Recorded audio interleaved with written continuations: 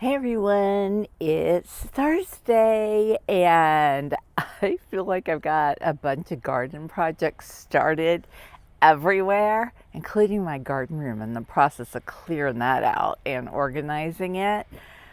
And so I have all these half done things and stuff everywhere. I feel like my garden is cluttered right now. In my head, I know how it's going to look in the end, but somebody has to get busy and start putting some of these plants in the ground. So that's what my focus is right now. Get the plants in the ground. Let's do it. First up is the native lantana depressa, variety depressa. This is a low mounding shrub. Gets yellow lantana style flowers on it that butterflies love, and planting them in a cluster makes them like more visible from butterfly vision above and will draw them in. So I'm gonna clump them together and kind of wrap them around my Florida native wetland garden. So you can see right here when I dug up the border grass in the last video, this is the liner that goes down and holds the water that makes all these wetland plants survive well here.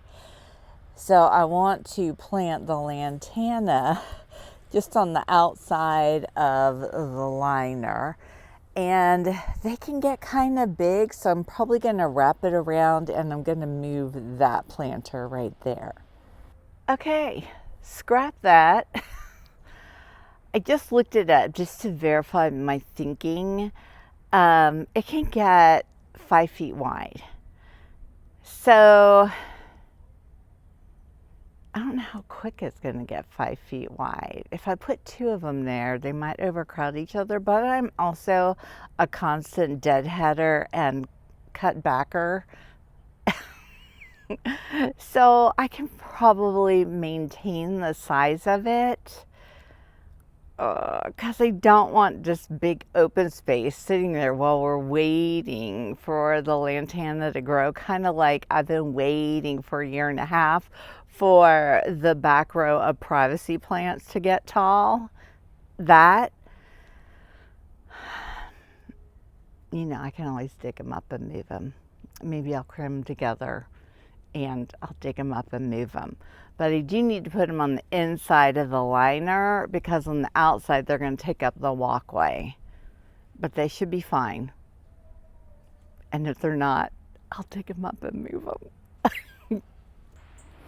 And you know what? I actually have one in here already that was being overcrowded by the border grass that was like growing over it. And there it is right there. And this is in the side that is set up for wetland, and it's doing fine. It would be doing better if it wasn't being smothered by border grass. So I'll put the other one more down towards the corner, and then I'll put a third one about where the planter is. Okay, let's stop talking about it and just do it now.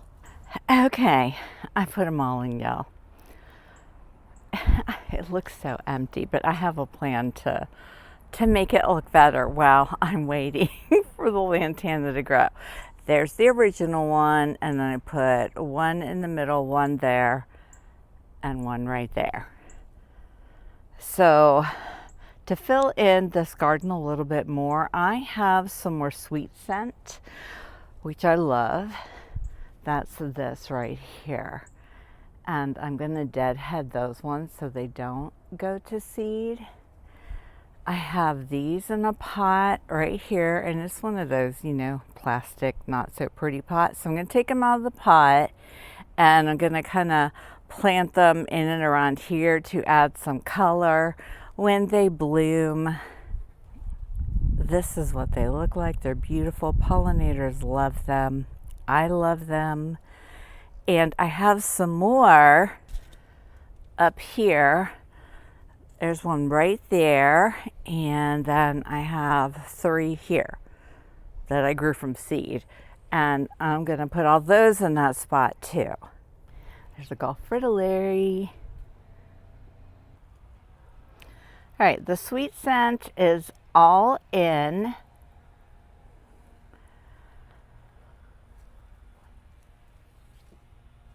It's still, I mean, I know what it's going to look like when it grows, and I keep saying this, but there's an incompleteness about this, and I will fix it.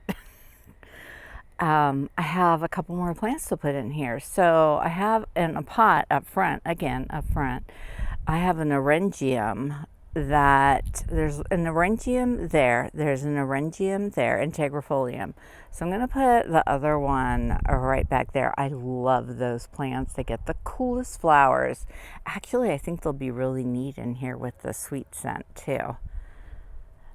And then, you know, I have my row of Aristolochia tomentosa, Florida native pipevine on the outside.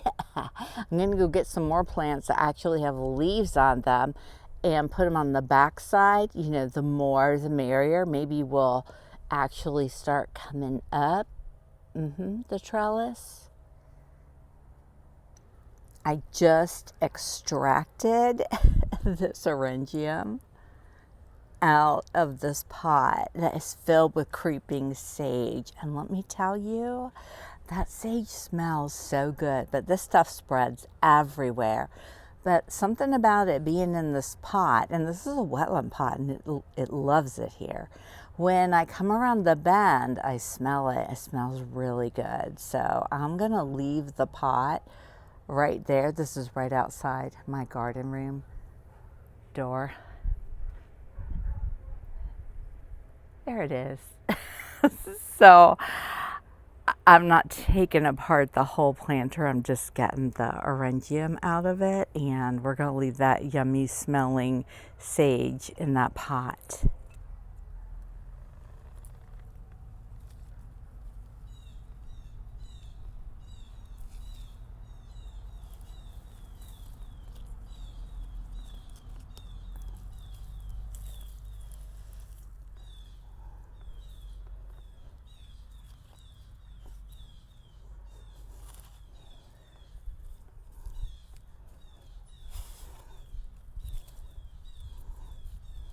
There we go. This is going to produce spectacular flowers. This, is it spring, summer? I feel like they come up in spring. Eryngium integrifolium. Here is my collection of the ones with the most leaves. This is woolly Dutchman's pipevine, or Asclepias tomentosa. Now, these plants are from Joyful Butterfly, and I love Joyful Butterfly. I am not sassing them about the condition of these plants. I know why these plants are that way, and I'll tell you in a minute. But if you want to order some great Florida native plants that you can't find at your local native plant nursery, this is a fabulous one online, and I do have an affiliate link in the description of all my videos. They're not shipping yet, but you can place your order, and then in the spring, this lovely, lovely, well-packed box will arrive with your gorgeous plants. These are not gorgeous here because these are for zone 5 through 8, and I'm 10A. They are native to Florida, but it's the panhandle of Florida, so they don't like it here. But I have discovered they like morning sun and afternoon shade, and they like water, but well drained, which over there they'll get a lot of water, but it should drain better because it's on the outside of where the setup for the wetland garden is. So I'm just gonna empty the whole row in front of the trellis and just set them in. All right, there's my little trench.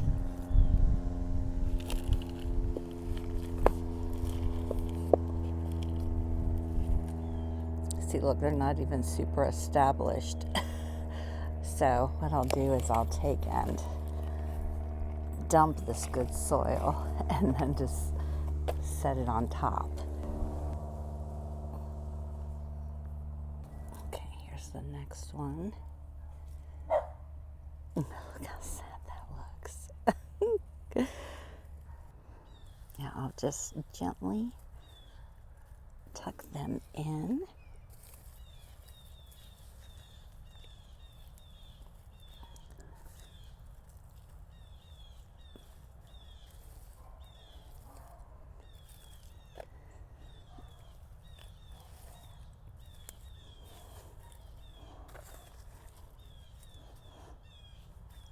Keep their little tags.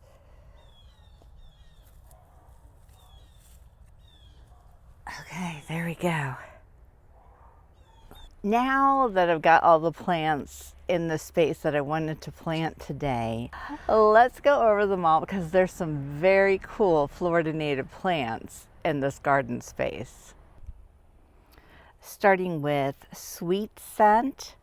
Florida native plant, loves moist, wet, full sun. Bees and butterflies love the flowers. It blooms summer through fall, and it's winter, and you can see what's happening here. I find it blooms year-round if the temperature's right. And some people use the leaves to make a medicinal tea. It's widely used in the Caribbean for that. Fabulous plant for a wetland setting. Yeah, you know what? I just thought of another plant I want to put in here. And I bought it a while ago. I have to go find it. It's in a pot. But I have a Skyflower that I can put in here. Remember my Skyflower in my wetland planter with the button bush? It's dormant now, the Skyflower and the button bush. But I have a little plant that has its little leaves, and I'm gonna get it in here. Let me go grab it. Let me go find it. Then I'll grab it.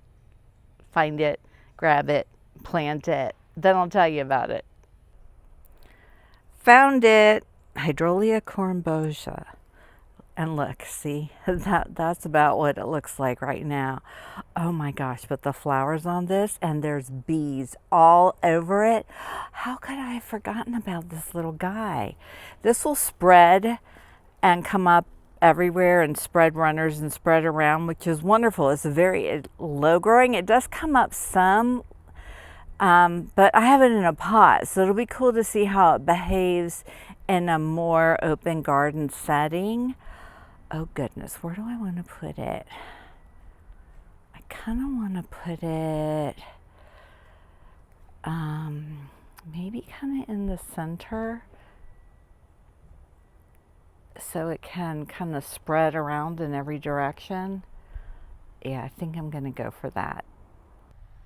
All right, there we go. Doesn't look like much now, but oh my gosh, if you remember seeing this in previous videos, this is Skyflower. Loves a wetland setting. Absolutely gorgeous blue flowers, and bees love it. I'm so glad I remembered to put that in here. I wonder what else I haven't put in.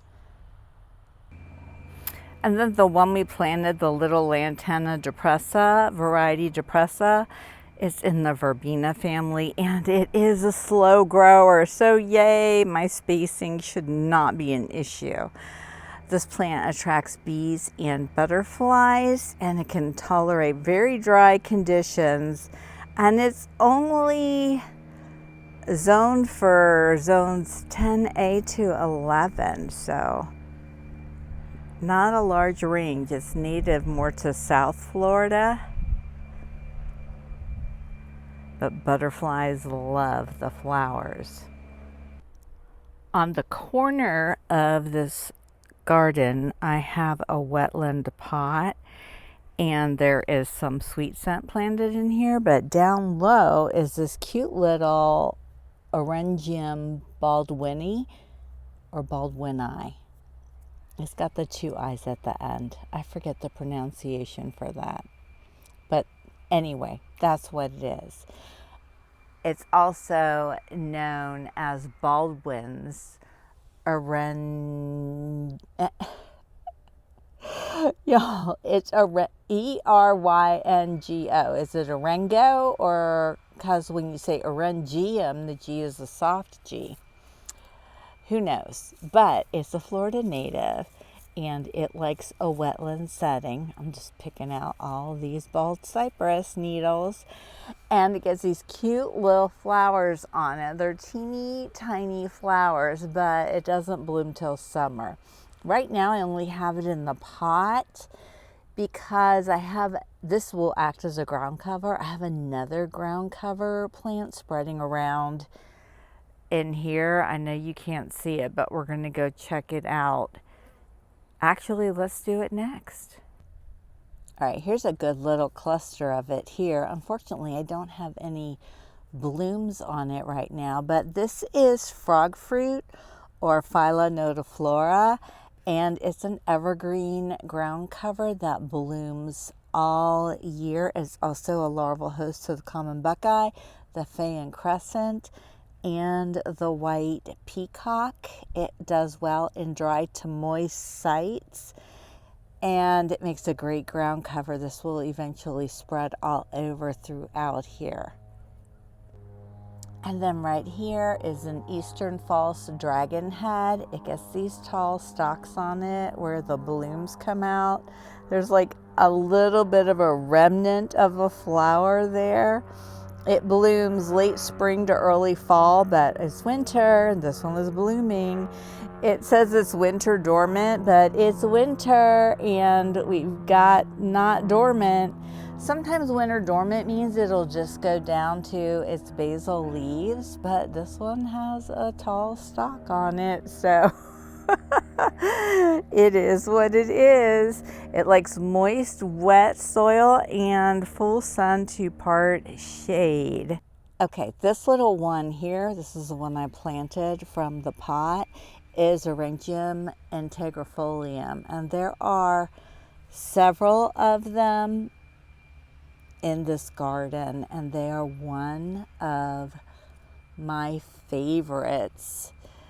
They will grow submerged in a planter that you don't put drain holes in, and a wetland setting garden like this one. They bloom late summer to fall, and they attract bees and butterflies. I love these. The flowers are incredible. Y'all know what's interesting?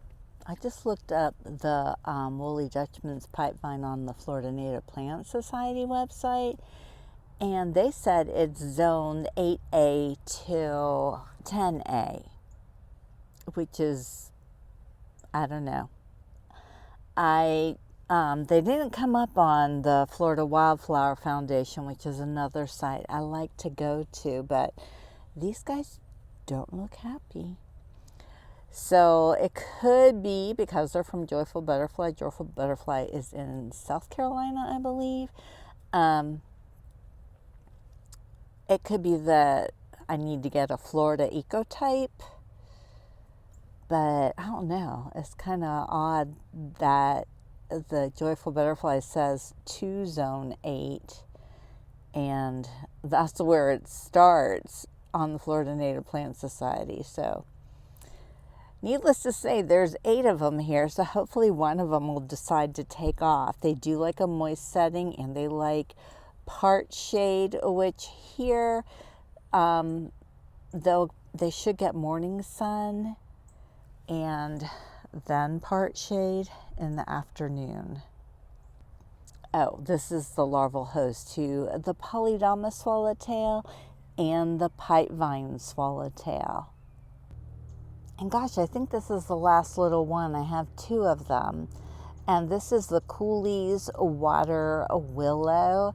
They actually like shade, but where they are in the garden, the sun will be behind them, and these taller plants, when they fill in, will create shade because these are very low growing. It is a ground cover, and it likes somewhat moist soil. It dies back in the winter, and it blooms summer to fall. It gets these teeny tiny little deep purpley pink flowers Really, really cute little Florida native. So y'all, that was a lot of plants, and those are just in this one small area. And Florida has some of the most unusual and beautiful flowering wetland plants, and it's a really cool type of plant to collect if you have a Florida garden. You just need to be able to provide it the wetland setting that it needs, either in a pot or by planting a wetland garden like I have in my garden. I actually have 2 wetland gardens, and if you want to see how I put those in, I have a playlist on my channel. Just look for the wetland gardens and you'll see how I got them in here, because I love Florida native wetland plants. These are just a few of them that you saw here. I have other ones around my garden in different wetland potted containers, and I have another wetland garden that has a few different ones over there. So fabulous, fabulous group of plants. Highly recommend looking into adding them to your garden.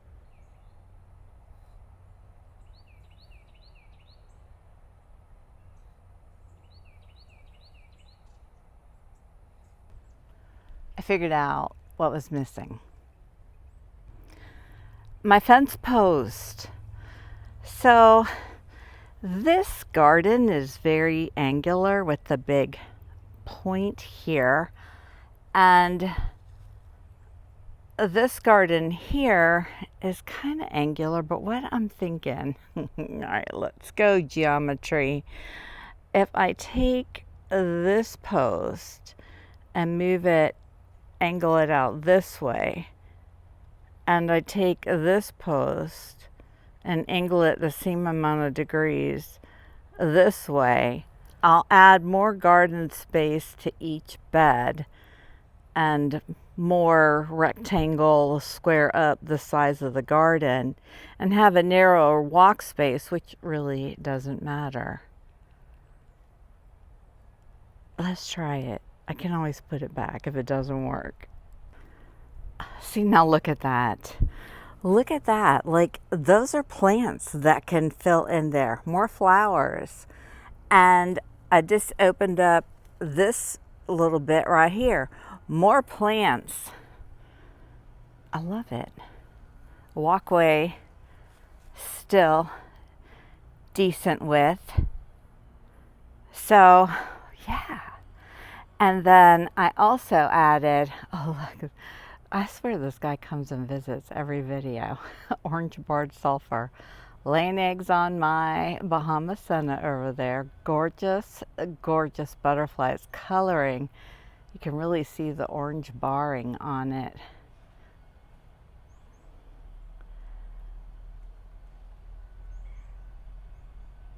I love them. They're so pretty.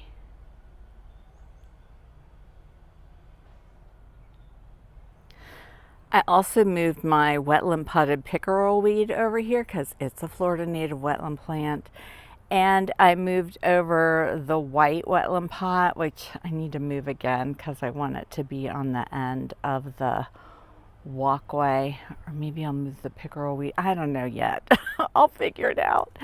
But there's Bacopa moneri in here, and oh gosh, it's a swamp. Hang on a minute, let me look it up. Okay, this is its scientific name, but it's a salt marshmallow. And right now it's dormant, but you can see its basal leaves right here. And then this is the Bacopa moneri, which is a Florida native wetland plant. And it's the host plant to the white peacock. And it's also full of, oh my gosh, these bald cypress needles are just all over my garden. And it's a very messy pot because it all sloshed around when I moved it. I'll have to get my hose and clean it up. And I need to get my hose and water everybody in over here. And now I've got more space in both gardens. Yay! So the inspirations continue, and you guys, I'll be finishing up this one in my next video because I think this video is full. So today's Thursday. This will go up Friday, and I'm probably going to start working on all that soon. So subscribe, stay tuned. I'll see you when I come back because we're going to do lots more gardening. Yeah, y'all, this video is not ever yet. I forgot a plant to tell you about. I probably forgot because it's dormant, but it's got a little bit of growth coming back out. This is the clustered bush mint. And let me tell you something, this is a pollinator favorite. It's right back here in the back corner. There's where the Aristolochia tomentosa is. And it blooms spring through fall, and it's got these little white flowers that are beautiful, but pollinators love it, and little butterflies. Fabulous, fabulous plant. Also likes a moist setting. And while I was sitting here watering all of this in, I noticed this fence post right here. It doesn't have to be there. It serves absolutely no purpose. This is like a little walkthrough to get out to the side yard. That post doesn't need to be there. And this row of border grass doesn't need to be here. This is where I just put out those Mexican sunflower seeds. And yeah, the bottoms of Mexican sunflowers aren't pretty, but I can find some little shrubby shrub to plant here. It doesn't have to be this. It could be a fence post. All right, we'll see if I do it. Now I'm going. Bye, everyone.